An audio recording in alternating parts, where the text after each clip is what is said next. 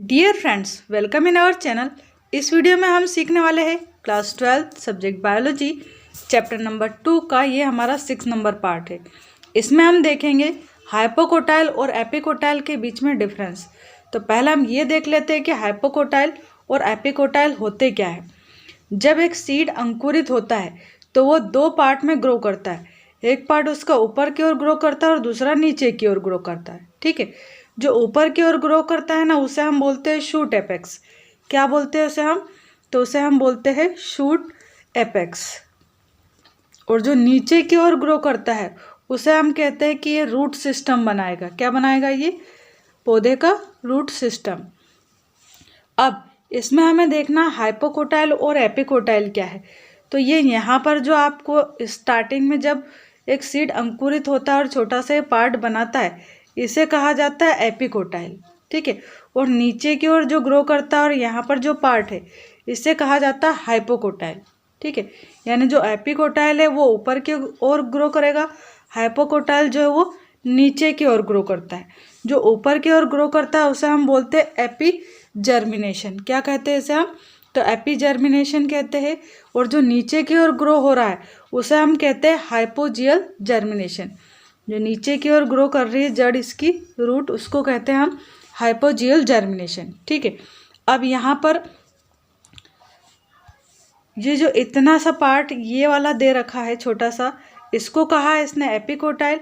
और यहाँ से यहाँ तक का जो पार्ट है उसे कहा है हाइपोकोटाइल। हाइपोकोटाइल जो पार्ट है वो रेडिकल से लेकर ये जो पार्ट है इसको नाम दिया है कोटाइलोडोन। ठीक है, ये दो इस टाइप से जो मोटी वाली लीव्स निकलती है पौधे में, ये इनको कहते हैं हम कोटाइलोडोन। तो ये जो हाइपोजियल वाला पार्ट है ये रेडिकल टू कोटाइलोडोन तक फैला हुआ रहता है। ठीक है, और जो एपिकोटाइल का जो पार्ट है वो कोटाइलोडोन से यहाँ पर होता है इसमें प्ल्यूमुल, तो प्ल्यूमुल तक फैला हुआ रहता है। प्ल्यूमुल क्या है? तो स्टार्टिंग में जो पौधे में छोटी छोटी पत्तियाँ निकलती है उन्हें कहते हैं प्ल्यूमुल। यानी जो एपिकोटाइल है वो कोटाइलोडोन से लेकर प्ल्यूमुल तक फैला हुआ रहता है। तो ये हमने देख लिया इसमें। अब ये जो हाइपोकोटाइल है इसके नीचे वाला जो पार्ट है वो रेडिकल है, और रेडिकल के नीचे होता है यहाँ पर कोलियोराइजा। ठीक है, ऐसे ही जो एपिकोटाइल होता है इसके ऊपर का जो पार्ट है इसे कहते हैं हम कोलियोप्टाइल। अभी हम जो डिफरेंस देखेंगे उसमें हमें कुछ वर्ड यूज़ होंगे। एपिकोटाइल यूज़ होगा, हाइपोकोटाइल, रेडिकल यूज़ होगा और ये कोटाइलोडोन यूज़ होगा। तो ये हमें पता होना चाहिए कि क्या क्या चीज़ें हैं ये। ठीक है, एपिकोटाइल मीन्स ऊपर वाला पार्ट, हाइपोकोटाइल यानी नीचे वाला पार्ट, कोटाइलोडोन यानी कि ये दो पत्तियाँ, और रेडिकल यानी कि ये नीचे वाला पार्ट। ठीक है, तो अब आगे देखते हैं हम डिफरेंस क्या है। फर्स्ट डिफरेंस है हमारा the region of embryonal axis that lies between radicle and the point attachment of cotyledon is called hypocotyl. Epicotyl क्या है? तो the region of embryonal axis that lies between plumule and cotyledon is called epicotyl. Photo में देखते हैं, यहाँ पर देखिए ये वाला जो पार्ट है ये क्या है? हाइपोकोटाइल है। ठीक है, ये जो कोटाइलोडोन है उसके जस्ट नीचे का पार्ट ये वाला हाइपोकोटाइल, और यहाँ पर है इसमें मान लीजिए रेडिकल। तो रेडिकल और कोटाइलोडोन के बीच का जो पार्ट है वो क्या है? हाइपोकोटाइल है। ऐसे ही कोटाइलोडोन और प्ल्यूमुल, यहाँ पर जो स्टार्टिंग में लीव्स निकलती है उनको कहा जाता है प्ल्यूमुल। तो इनके बीच का ये वाला यहाँ पर जो पार्ट है उसे कहा गया है एपिकोटाइल। ठीक है, तो ये देख लिया हमने फर्स्ट पॉइंट इसका। सेकेंड डिफरेंस है हमारा यहाँ पर hypocotyl push the seed above the soil in epigeal germination. दो टाइप के जर्मिनेशन होते हैं, एक होता है एपिजियल जर्मिनेशन और दूसरा होता है हाइपोजियल। तो हाइपोजियल में नीचे की ओर जो रूट रहती है वो ग्रो करती है, और एपिजियल में ऊपर की ओर ग्रो करता है जो शूट एपेक्स होता है वो। ठीक है, तो यहाँ पर क्या कहा है कि जो हाइपोकोटाइल होता है वो क्या करता है? जो सीड रहता है उसको सॉइल के ऊपर की ओर पुश करता है। ठीक है, और जो एपिकोटाइल है ये क्या करता है? जो प्ल्यूम्यूल वाला पार्ट रहता है उसे ऊपर की ओर पुश करता है। यानी कि जो हाइपोकोटाइल वाला पार्ट है ये सीड को ऊपर की ओर उठाता है, और जो एपिकोटाइल वाला पार्ट है ये प्ल्यूम्यूल को ऊपर की ओर उठाने का काम करता है। लास्ट पॉइंट है इसमें, it is an important component of embryonic root system. जो हाइपोकोटाइल है वो नीचे फैला रहता है, ठीक है, यानी कि ये रूट सिस्टम का एक पार्ट है। वहीं जो एपिकोटाइल है ये ऊपर जो शूट सिस्टम है वो बनाने का काम करता है, यानी कि ये शूट सिस्टम का एक छोटा सा पार्ट होता है। तो ये था हमारा डिफरेंस हाइपोकोटाइल एंड एपिकोटाइल्स के बीच में। नेक्स्ट टॉपिक है हमारा कोलियोप्टाइल एंड कोलियोराइजा। तो पहले इनको हम फोटो में देखते हैं कि कोलियोप्टाइल और कोलियोराइजा होता क्या है, उसके बाद में इसके डिफरेंस रीड करेंगे। देखिए यहाँ पर जो कोलियोप्टाइल दिया है वो क्या है, कहाँ पर दिया है, ये वाला पार्ट है कोलियोप्टाइल, ठीक है। ये क्या करता है कोलियोप्टाइल, तो ये प्ल्यूम्यूल को कवर करने का काम करता है, यानी कि एक प्रोटेक्टिव कवरिंग है प्ल्यूम्यूल की। ऐसे ही यहाँ पर कोलियोराइजा कौन सा पार्ट है, ये वाला पार्ट, ठीक है। ये क्या कर रहा है, तो जो रेडिकल वाला पार्ट है ये इसको प्रोटेक्ट करने का काम कर रहा है यहाँ पर कोलियोराइजा, ओके। और यहीं पर पाई जाती है रूट कैप, अंदर के साइड यहीं पर पाई जाती है इसमें रूट कैप, यानी कि रूट कैप और रेडिकल दोनों को ही प्रोटेक्ट करने का जो काम है वो कोलियोराइजा करता है, ठीक है।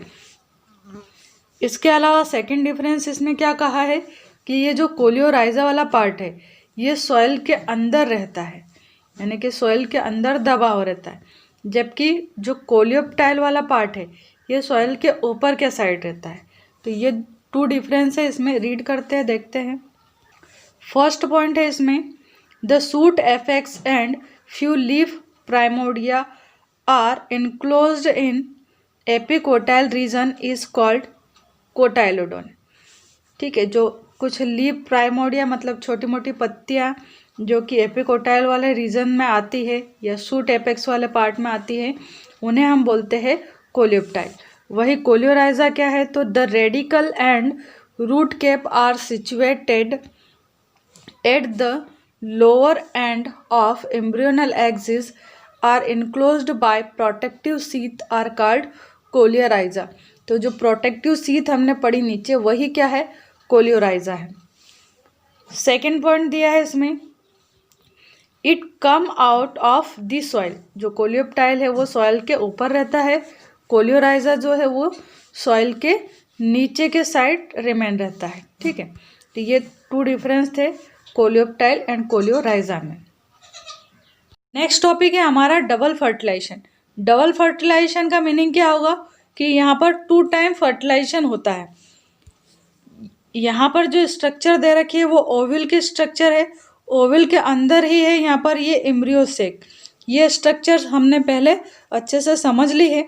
अब इसके अंदर यहाँ पर आपको पता है कि ये 1 एग सेल होती है और 2 इसके साइड में से सिनर्जिड्स होते हैं। यहाँ पर क्या होता है, ये पोलर न्यूक्लियाई होती है, ठीक है। तो ये जो डबल फर्टिलाइजेशन होता है उसमें क्या होता है, जो पोलन ग्रेन ऊपर से आता है, हर एक पोलन ग्रेन की 2 न्यूक्लियाई आती है यहाँ पर, ठीक है, इस ट्यूब के थ्रू। यहाँ पर शो की गई है 1 न्यूक्लियाई ये और सेकेंड वाली ये। तो इसमें से 1 जो न्यूक्लियाई है वो यहाँ पर एग सेल को फर्टिलाइज कर देती है, और जो दूसरी न्यूक्लियाई है वो यहाँ पर जो पोलर न्यूक्लियाई सेंटर में प्रेजेंट रहती है सेंट्रल सेल की, उसको फर्टिलाइज करती है। इसलिए इसको हम बोलते हैं डबल फर्टिलाइजेशन। क्या हो रहा है यहाँ पर, तो 2 टाइम फर्टिलाइजेशन हो रहा है। किसका फर्टिलाइजेशन हो रहा है, 1 टाइम यहाँ पर जो एग सेल थी सेंटर में, ये जो एग सेल है इसका फर्टिलाइजेशन हो रहा है यहाँ पर, और सेकेंड टाइम में यहाँ पर जो पोलर न्यूक्लियाई रहती है उसका फर्टिलाइजेशन होता है। जो पोलर न्यूक्लियाई रहती है एम्ब्रियो सेक के अंदर, उसके अंदर भी 2 न्यूक्लियाइज प्रेजेंट रहती है, और 1 न्यूक्लियाई जो है वो किसकी आ जाती है, पोलन ग्रेन की आ जाती है। तो 1 ये आ जाती है और 2 ऑलरेडी इसके पास ही रहती है, तो इसको हम ट्रिपल फ्यूज़न भी कहते हैं। और ये जो फ्यूज़न हो रहा है, ये जो फर्टिलाइजेशन हो रहा है, इससे आगे जाके क्या बनता है, तो एंडोस्पर्म बनता है, इससे एंडोस्पर्म, ठीक है। और यहाँ पर जो ये एग सेल होती है, जो एम्ब्रियो सेक रहता है इसके अंदर बीच में यहाँ पर एग सेल रहती है, और दोनों साइड इसके इस टाइप से सिनर्जिड्स होती है। तो ये जो एग सेल है ये मेल न्यूक्लिया यानी मेल गैमेट से जब फर्टिलाइज होती है तो इसके थ्रू बनता है सीड। क्या बनता है? सीड बनता है, यानी कि बीज बनता है, और इसे हम बोलते हैं सिनगेमी। इसे क्या कहा जाता है? ये जो प्रोसेस है इसको हम सिनगेमी भी बोलते हैं। सिनगेमी में क्या हो रहा है? जो एग सेल है एम्ब्रियो सेक की, वो फर्टिलाइज हो रही है किसके through? Male gamete of pollen. Pollen का जो मेल गैमेट है यानी कि वन जो न्यूक्लियाई है उसके थ्रू ये फर्टिलाइज हो जाता है। आगे देखिए यहाँ पर स्ट्रक्चर में बताया समझाया है क्या हो रहा है। यहाँ पर फर्टिलाइजेशन हो रहा है। फर्स्ट जो फर्टिलाइजेशन हुआ यहाँ पर वो एग का हो गया, और सेकेंड टाइम में सेकेंडरी पोलर जो न्यूक्लियाई है उसका। और इस टाइप से यहाँ पर फिर जाइगोट बनता है। जाइगोट जो बनता है, ये जो एग सेल का जाइगोट बनता है वो कैसा बनता है? डिप्लॉइड बनता है, यानी कि 2n नंबर क्रोमोसोम रहते हैं इसमें। और यहाँ पर जो पोलर न्यूक्लियाई का फर्टिलाइजेशन हुआ था उसके थ्रू क्या बना? तो एंडोस्पर्म मदर सेल बनी यहाँ पर, या एंडोस्पर्म मदर न्यूक्लियाई, जो कि कैसा है? ट्रिप्लॉइड है। इसलिए इसे क्या कहा था हमने? ट्रिपल फ्यूजन कहा था। तो ये था हमारा डबल फर्टिलाइजेशन। डबल फर्टिलाइजेशन यानी कि जिसमें 2 टाइम फर्टिलाइजेशन होता है, 1 टाइम तो एग सेल का, और सेकेंड टाइम में जो सेंट्रल पोलर न्यूक्लियाई है उनका फर्टिलाइजेशन होता है। आगे इसके इम्पोर्टेंस भी दे रखे हैं जो कि आप सेल्फ अंडरस्टैंड कर सकते हो यहाँ पर। नेक्स्ट टॉपिक है हमारा difference between pollination and fertilization, यानी कि पॉलिनेशन और फर्टिलाइजेशन के बीच में डिफरेंस देखना है हमें। फर्स्ट पॉइंट दिया है यहाँ पर, in pollination pollen grains are transfer from stamen to stigma of the flower, यानी कि जो पॉलिनेशन की प्रोसेस है इसमें जो एंथर रहता है उससे पोलन ग्रेन का जो ट्रांसफ़र है वो स्टिग्मा पर होता है, ठीक है। जबकि फर्टिलाइजेशन में क्या होता है? Fertilization is a process in which male and female gametes fuse to form zygote. जो फर्टिलाइजेशन की प्रोसेस है इसमें मेल और फीमेल गैमेट्स आपस में फ्यूज होते हैं और जाइगोट का फॉर्मेशन करते हैं। सेकेंड पॉइंट क्या कहा है? 2 male gametes are formed in this process. जो पॉलिनेशन की प्रोसेस है इसमें 2 मेल गैमेट्स बनते हैं, जबकि फर्टिलाइजेशन में क्या होगा? Zygote is formed at the end of this process. Last में इसमें जाइगोट का फॉर्मेशन होता है। थर्ड पॉइंट में कहा है haploid cells participate in this process. जो पॉलिनेशन की प्रोसेस है इसमें हैप्लॉइड टाइप की सेल्स पार्टिसिपेट करती है, जबकि फर्टिलाइजेशन में क्या हो जाएगा? Haploid cells fused to form diploid cell. जो हैप्लॉइड सेल्स होती है 2 हैप्लॉइड सेल यानी कि मेल और फीमेल गैमेट्स आपस में मिलते हैं और डिप्लॉइड टाइप की सेल का फॉर्मेशन यहाँ पर ये करेंगे। नेक्स्ट देखते हैं, a medium is required for the process. ये जो पॉलिनेशन की प्रोसेस होती है इसके लिए किसी न किसी टाइप के मीडियम की आवश्यकता होती है, जैसे एयर है या फिर इंसेक्ट पॉलिनेशन है। इस टाइप के किसी न किसी मीडियम की यहाँ पर ज़रूरत होगी। जबकि फर्टिलाइजेशन में क्या होगा? Medium is not required for this process, यानी कि फर्टिलाइजेशन के लिए हमें किसी भी मीडियम की रिक्वायरमेंट नहीं होती। फिफ्थ पॉइंट देखते हैं इसका क्या है। There is no morphological changes after this process. जो पॉलिनेशन की प्रोसेस है इसके बाद में किसी भी टाइप के मॉर्फोलॉजिकल चेंजेस नहीं होते हैं, जबकि फर्टिलाइजेशन की जो प्रोसेस है इसके बाद में जो फ्रूट है उसका फॉर्मेशन होता है एंड सीड का फॉर्मेशन होता है। जो ओवरी है फ्लावर की वो फ्रूट का फॉर्मेशन करती है और जो ओविल है वो सीड का फॉर्मेशन करता है फर्टिलाइजेशन की प्रोसेस के एंड में। तो ये था हमारा डिफरेंस। आई होप अंडरस्टैंड हुआ होगा आपको। नेक्स्ट टॉपिक है हमारा डिफरेंस बिटवीन इंटेग्यूमेंट एंड टेस्टा। तो इंटेग्यूमेंट और टेस्टा में डिफरेंस देखने से पहले हमें ये समझना होगा कि इंटेग्यूमेंट होता क्या है।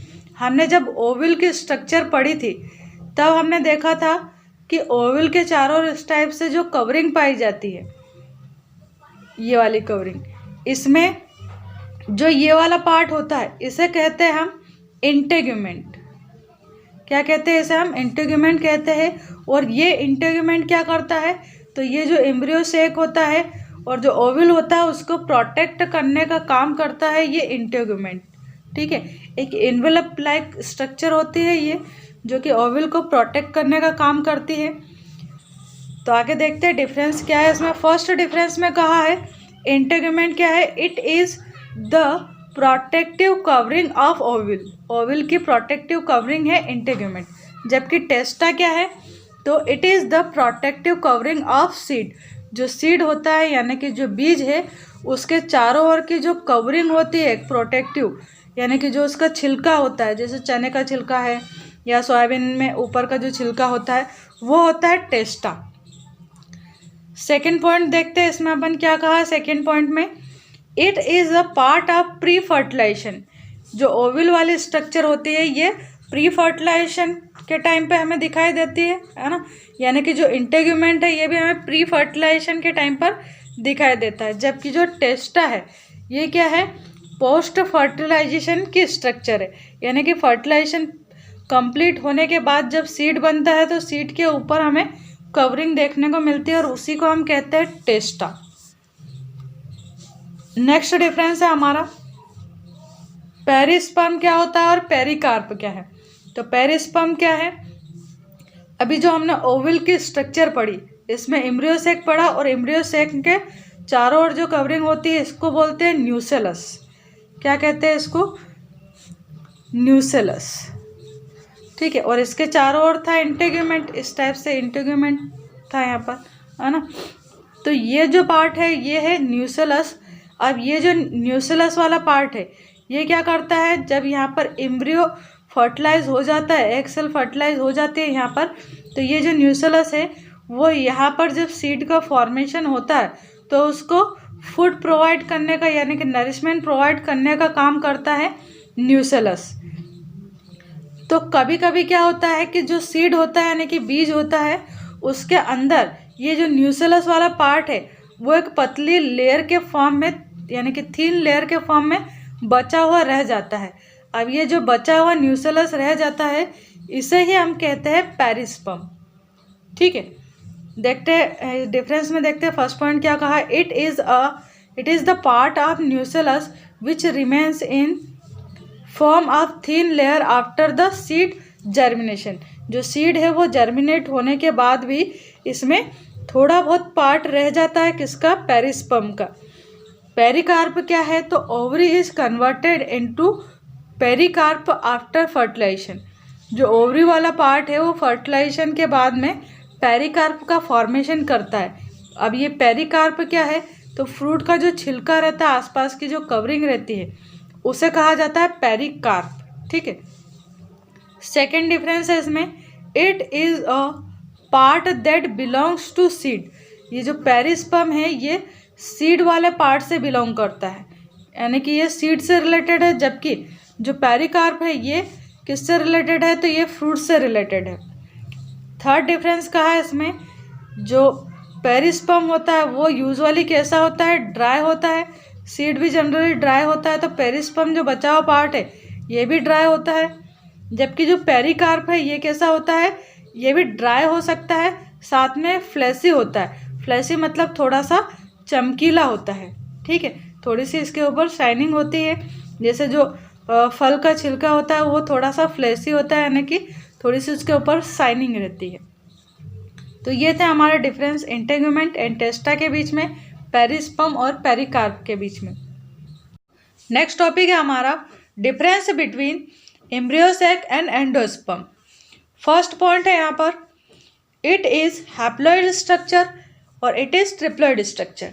मीन्स जो एम्ब्रियोसेक है उसमें नंबर ऑफ क्रोमोसोम 1 प्रेजेंट है, यानी कि ये हैप्लॉइड स्ट्रक्चर है।